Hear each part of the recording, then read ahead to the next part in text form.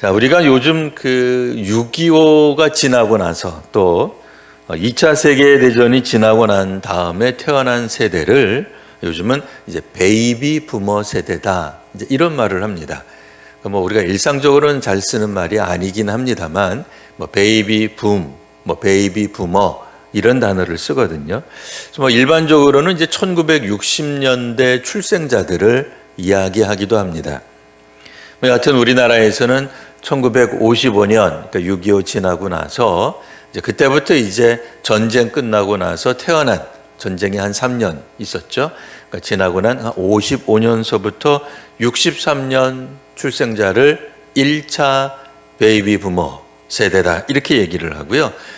64년에서부터 74년생까지 약 한 또 10년 정도를 2차 베이비 부머 세대라고 합니다. 그러니까 한 20년 정도, 55년에서 74년 정도 사이에 한 20년 정도 태어난 사람들, 이제 우리나라에서는 베이비 부머 세대다. 아무래도 2차 세계대전이 되었던, 우리 한국 전쟁이 되었던, 전쟁이 끝나고 나서 어느 정도 안정이 되고 또 경제적으로, 뭐 정치적으로, 뭐 군사적으로 안정이 되자 그때 이제 출생이 좀 비로소 많아지게 된 거죠.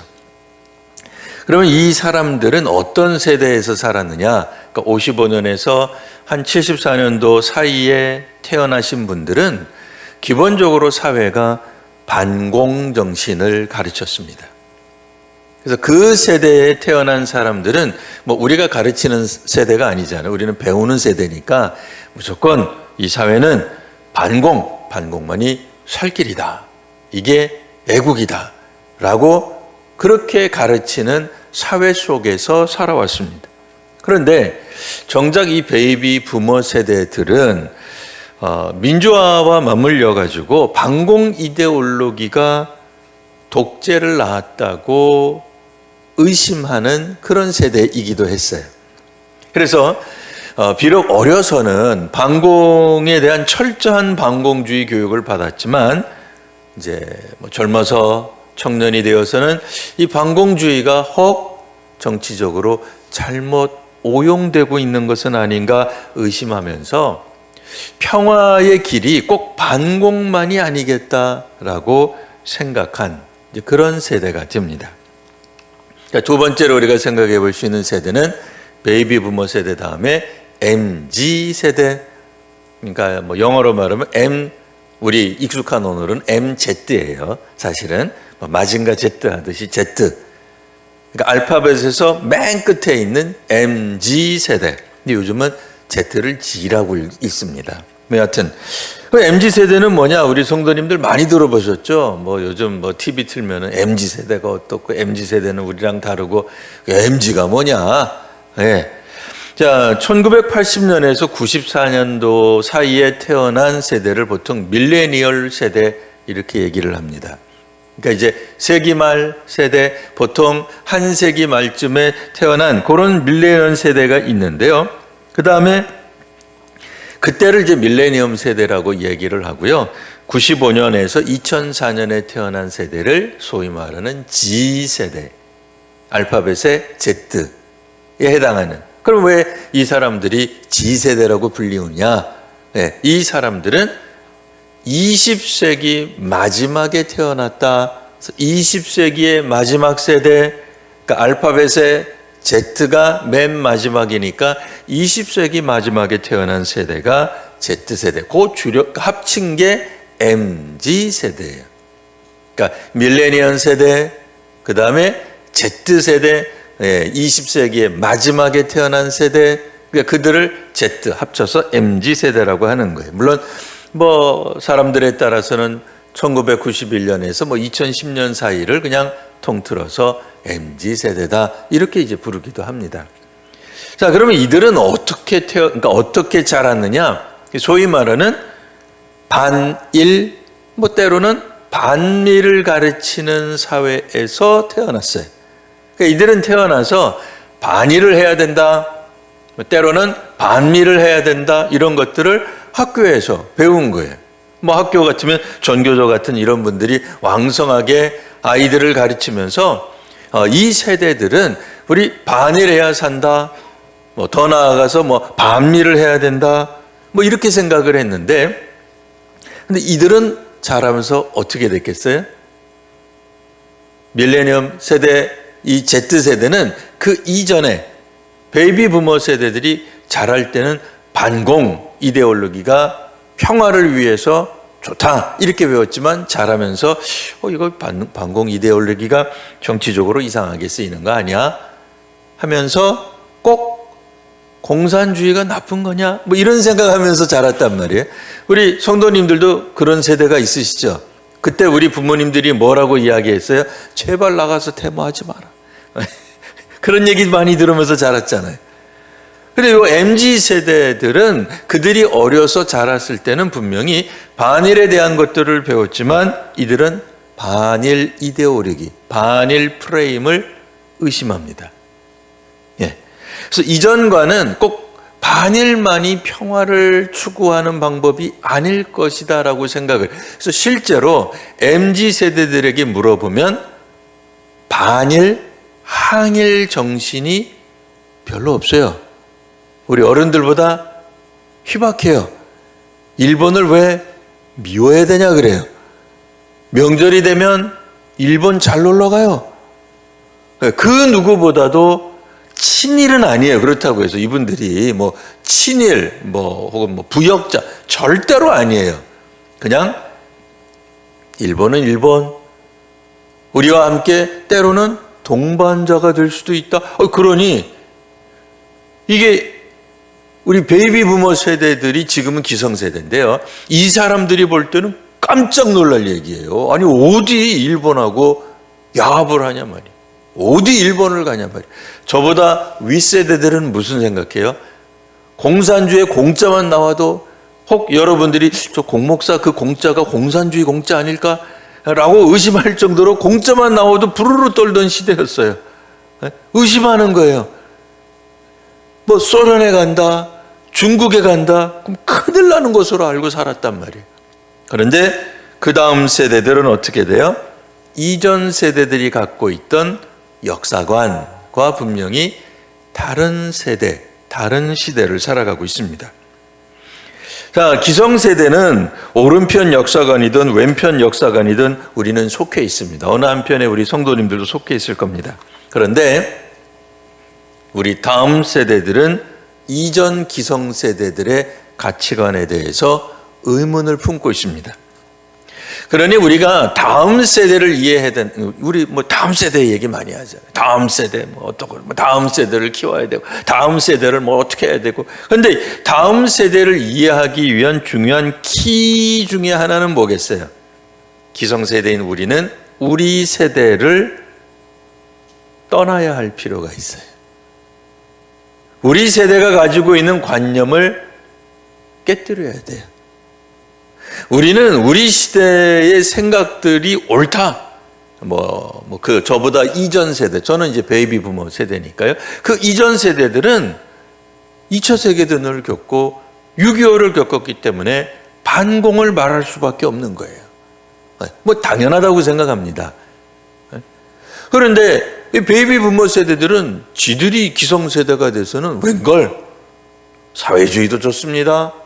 사실 지금 우리는 공산주의가 무너진 사회에서 살아가고 있어요. 물론 이제 몇몇 아주 극소수 공산주의 사회가 있어요. 지금 없는 게 아닙니다. 있지만 이전에 있었던 소위 말하는 냉전 체제, 냉전 세계, 미국을 대표하고 또 러시아를, 소련을 대표하는 그런 냉전 체제는 무너졌단 말이에요. 그러니 소위 말하는 베이비 부머 세대들은 공산 사회주의에 대한 다른 생각을 가지고 있어요. 또 MZ 세대들은 우리 베이비 부머 세대들이 생각하는 것처럼 민주화 이야기하면서 우리 민족의 정통성 이야기하면서 이거는 반일해야 돼, 항일해야 돼 라고 우리는 강하게 주장하지만, 우리 다음 세대들은 그렇게까지 일본하고 우리가 적대시해야 되나? 라는 생각을 갖는 거예요. 자, 그러니 다음 세대를 정말로 우리가 이해한다라고 하는 것은 오늘날 세대에 있어서 우리 시대 관념을 깨뜨려야 비로소 다음 세대와 정상적인 대화, 눈높이를 맞추는 대화가 가능합니다. 한 가지 더 예를 들까요? 여러분, 우리 밥상 예절이 있습니다. 이 밥상 예절은 사실은 가정마다 다 다르다는 걸 알고 있어요. 하지만 우리는 어떻게 생각합니까? 자신이 배운 것, 자신이 익힌 것이 객관적이고 심지어는 합리적이라고 생각해. 왜요? 우리는 우리가 자란 가정이 이 세상의 전부라고 생각하기 때문이에요. 그러니 다른 밥상 예절을 가진 사람하고는 갈등을 일으킬 수밖에 없습니다. 근데 오늘 그와 유사한 내용이 성경에 나옵니다. 오늘 등장하는 인물은 예언자 요나입니다. 근데 요나는 당시 인물이면 누구나 가지고 있을 법한 세계관을 가지고 있었어요. 역사관을 가지고 있었어요. 정치 철학을 가지고 있었습니다. 그게 뭡니까? 니느웨는 가서는 안 되는 곳이다. 니느웨는 부정한 곳이다. 우리는 역사를 잊어서는 안 되는 대적이요 원수의 도시다 라고 하는 인식이 그 누구보다도 분명했던 예언자입니다. 그러나 우리가 생각건대 요나가 특별히 민족의식에 훨씬 더 뛰어났다고 생각할 아무런 근거가 없어요. 그냥 그 시대 사람들이 가지고 있는 보편적인 시대정신, 국민정신, 국민정서, 그것을 가지고 있었다라고 말할 수 있습니다. 요나만 특별한 사람이 아니라, 요나만 특별히 니느웨를 미워했던 게 아니라 그 시대 사람들 누구나 다 유대인이라면 니느웨 사람들을 미워했다는 거예요. 니느웨라고 하는 도시를 미워하고 증오하고 저주했다, 그 얘기입니다. 그런데 오늘 하나님은 그 요나에게 말씀하시기를 니느웨로 가라고 말씀하시는 거예요.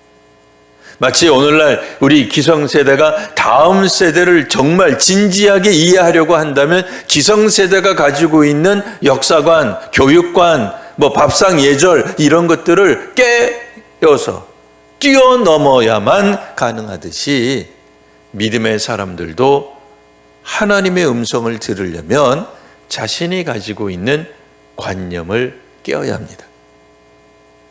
오늘 주께서 말씀하십니다. 뭐라고 이야기를 하세요? 2절. 자, 너는 저 큰 성읍 니느웨로 가서 그것을 향해 외치라. 그 악독이 내 앞에 상달되었다. 니느웨는 망한다 이거. 니느웨는 죽을 것이다 이게. 하나님 앞에 지금 심판을 받을 것이다라고 엄중하게 경고하고 있는 거예요. 이미 하나님도 니느웨 사람들에 대해 좋은 감정 안 갖고 계세요. 하나님 보시기에도 니느웨 사람들은 악이 가득 찬 백성이다. 악이 가득 찬 도시다, 그 얘기예요. 그런데 오늘 놀랍게도 악한 곳은, 악한 사람은 니느웨가 아니라 요나로 등장합니다. 왜요? 요나는 하나님의 음성을 듣는 몇 안 되는 예언자 중 하나였어요. 오늘 우리 시대로 말하면 교회다 말입니다. 하나님의 음성을 듣는 주의 백성이요 또한 교회요 예언자가 바로 요나이죠. 그런데 그는 하나님의 명령을 거절할 만큼 자신에게는 합당한 이유가 있다고 여겼어요. 하나님 음성 듣지 않는 겁니다. 놀랍게도 자신이 가진 관념, 역사관, 교육관은 하나님의 말씀조차 뻔뻔하게 무시하고 있습니다. 실제로 오늘 우리도 만일 내가 옳다라고 하는 생각에 빠진다면, 그것을 깨뜨리지 못한다면 하나님 말씀이 들리지 않게 될 것입니다. 신앙생활은 이런 것이야, 하나님은 이런 것을 원할 것이야 라고 하는 생각이 철저하게 우리 자신을 사로잡고 있다면 하나님 말씀에 순종하지 않게 됩니다. 끝까지 자신은 하나님 말씀보다는 자기 생각이 옳다고 주장할 여지가 있다는 거예요. 그러면 어떻게 되겠어요? 살지 못하죠. 요나의 끝이 어떻게 되죠? 요나 1장에서의 끝은 요나는 죽습니다. 실제로는 자기가 이야기하잖아요. 나를 바다에 던져 죽게 하라 말이에요. 죽음밖에 없는 거예요. 니느웨가 죽기 전에 요나가 먼저 죽는 일이 벌어집니다. 그러니 만일 우리가 살고자 한다면 자신이 가지고 있는 관념에서 벗어나야 됩니다. 관념을 깨뜨려야 살 수 있습니다. 자기를 깨뜨리지 않으면 죽습니다.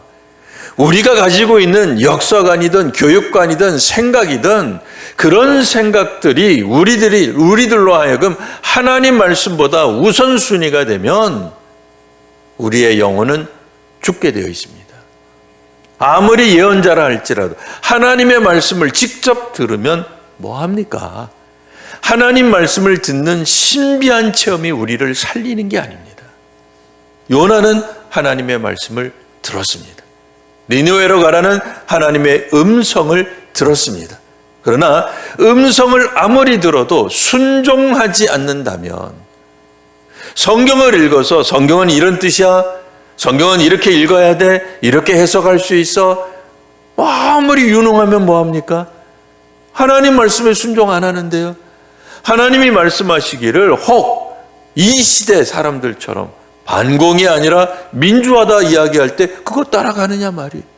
반일이 아니라 전 세계가 더불어 살아가야 된다라고 이야기할 때 따라가겠느냐 말이에요. 이 시대를 살아가는 우리들도 생각이 바뀌어요. 그렇잖아요. 이전 세대들이 볼 때는 끔찍할 정도로 우리 애들이 왜 저러지? 네? 내가 잘 키워놨는데 왜 애들이 고등학교 가고 사회 가고 대학 가면 왜 우리가 가르친 역사관을 안 따르지? 걱정하시잖아요. 네? 바뀌었잖아요. 마치 하나님이 우리들에게 다른 역사관을 가지라고 이야기할 때 우리가 가질 수 있겠느냐 말이에요. 기성세대는 금과 옥조처럼 이거 놓치면 우리나라 망한다 생각하는데 우리의 다음 세대들은 우리와는 분명 결이 다른 생각을 가져요. 우리와 똑같지 않아요. 분명히 달라요. 이 시대도 그렇게 살아가요. 하물며 영적인 세계는 어떻겠습니까? 하나님이 우리에게 말씀하시고 깨닫게 하시고 우리를 움직이게 하시고 그런 것들을 우리가 끊임없이 거절하고 거부하고 음성을 들어도 저거는 나한테 하시는 말씀이 아니야. 나는 안 들어도 돼. 나는 특별히 이 민족을 위하는 국민 정서를 가지고 있어 라고 생각하면서 나만 이런 생각 갖고 있는 게 아니라 온 국민들이 나와 동일한 생각을 하고 있지 그렇고 말고 라고 생각한다면 이거는 예언자가 갈 길이 아니죠. 교회가 갈 길이 아니죠. 하나님의 백성이 갈 길이 아니다 그 얘기입니다. 놀랍게도 이 시대 우리들조차도 기성세대와는 정반대의 길을 걸어가고 있어요. 하물며 하나님이 우리에게 니느웨로 가라, 우리 원수 대적 도시로 가라라고 할 때 그것을 왜 거절하고 있느냐 말이에요. 혹 우리 성도님들 마음 가운데 하나님이 우리에게 정말 우리는 순종할 수 없는 것을 말씀하실 때가 있습니까? 아브라함처럼 내 아들을 바쳐라. 순종할 수 있는 내용이 아니죠. 아브라함이 믿음의 조상이 된 이유가 뭡니까? 주께서 하신 말씀에 문자 그대로 의심하지 않고 토달지 않고 순종한 것 아닙니까? 적어도 믿음의 사람이라면, 예언자라면, 이 시대의 미래 사회, 다음 세대를 걱정하는 교회라면 기성세대인 우리부터 하나님 말씀에 순종해야 할 것입니다. 그러기 위해서는 우리가 생각하고 있는 역사관이 잘못됐고 틀렸고 이 시대 정신이 잘못됐고 그 얘기가 아니에요. 우리도 사실은 면밀히 분석해보면 거대한 흐름은 우리도 저는 베이비 부모 세대들도 우리 부모 세대의 생각과 정반대의 길을 갔어요. 안 간 게 아니라니까요. 여기 계신 베이비 부모 세대들 중에 반공 이데올로기 따르는 사람 있으세요? 얼마나 있으세요? 없잖아요. 베이비 부모 세대 55년에서 74년. 물론 반공 말하는 사람이 있겠죠. 왜 없겠어요? 55년에서 74년 중에. 그러나 대다수는 반공 이데올로기 포기했어요. 우리도 그렇고 살아요. MZ세대들, 우리처럼 우리 이 베이비 부머 세대들이 말하는 반일, 항일 정신 없어요. 있습니까? MZ세대에게 물어보세요. 없어요. 네? 놀라운 거 아니잖아요. 이상한 거 아니잖아요. 시대 흐름인 거잖아요. 그런데 기성세대들이 자신이 가지고 있는 그 관념을 지금도 계속 가지고 있다. 그러면 어떻게 돼요? 그거 자체가 죽어가는 모습이에요. 유연하지 못한 것이에요. 하나님의 말씀에 정말 유연한 사고를 할 수 있어야 됩니다. 그러기 위해서는 우리 기성세대는 정말 뼈를 깎는 노력이 필요해요. 억지로 되는 게 아닙니다. 정말 진지하게 하나님의 말씀을 읽으셔야 돼요. 들으셔야 돼요. 그리고 우리 자신에게 주시는 하나님이 말씀에 있거든 정말 진지하게 그것을 순종해야 됩니다. 근데 쉬운 게 아니에요.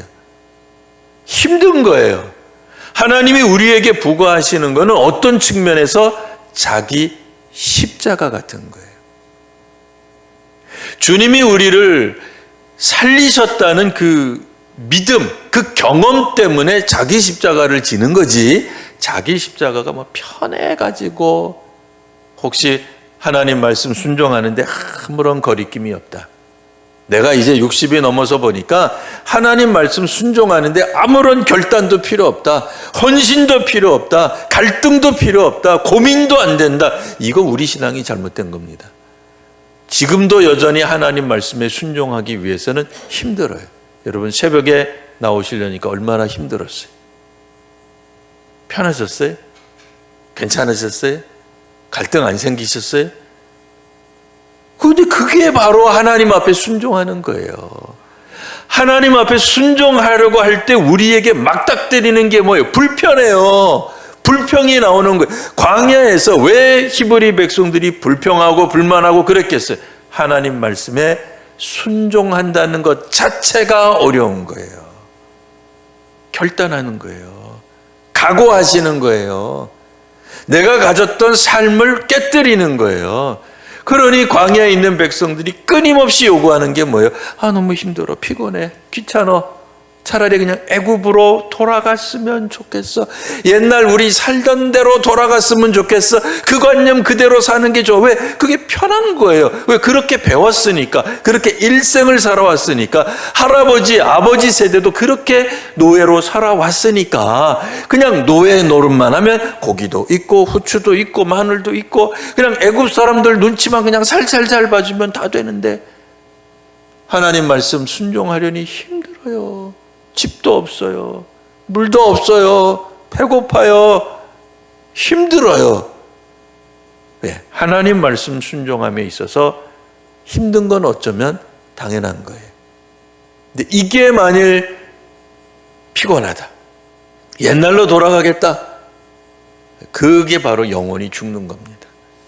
우리 이전에 가지고 있던 삶을 다 부정하자는 게 아닙니다. 우리가 대한민국에서 태어났기 때문에 대한민국 사람으로 살아가고 대한민국의 국민 정서를 가져야 합니다. 그럼에도 우리는 대한민국 국적만 가진 사람이 아니라 말입니다. 그럼 뭘 갖고 있어요? 하나님 나라 시민권을 가지고 있다는 것 아닙니까? 그러면 우리나라 정부가 대통령이 원하고 대통령법에 의해서 헌법에 의해서 뭔가를 내려왔다. 그거 당연히 지키셔야죠. 또 하나 뭐예요? 하나님이 말씀하시고 하나님이 명령하신 것도 지키셔야죠. 제가 오늘 드리고 있는 말씀은 이겁니다. 혹 이 시대의 정신, 국민 정신과 다른 하나님의 말씀이 있을 때 성도 여러분은 어느 걸 우선순위로 두시겠습니까? 요나처럼 니느웨 약한 사람들 말이에요. 하나님도 인정하는 약한 백성들이에요. 네? 이들에게 가서 복음을 전파하라는 말에 거절할 이유가 뭐가 있습니까? 옛날로 말하면 공산주의자들에게 가서 복음을 전해라. 거절해야죠. 공산주의자라고 만나가지고 밥 먹어라 거절해야죠. 근데 지금은 일본 사람들에 가서 복음 전해라. 그럼 옛날식으로만 또 거절해야죠. 일본 사람들에게 가서 같이 밥 먹어라 거절해야죠. 근데 하나님이 그렇게 말씀하셨단 말이에요. 그러면 공산주의자도 만나야 되고 공산주의자에게도 복음 전해야 되고 일본 사람들에게도 복음 전하고 일본 사람들에게 같이 밥 먹어야 되는 거 아니에요? 시대 정신이 잘못됐다고 이야기하는 게 아닙니다. 그 시대 정신은 그 시대가 가지는 역사의 결과물이에요. 그걸 부정하자는 게 아니에요. 그러나 오늘 본문 말씀이 나오잖아요.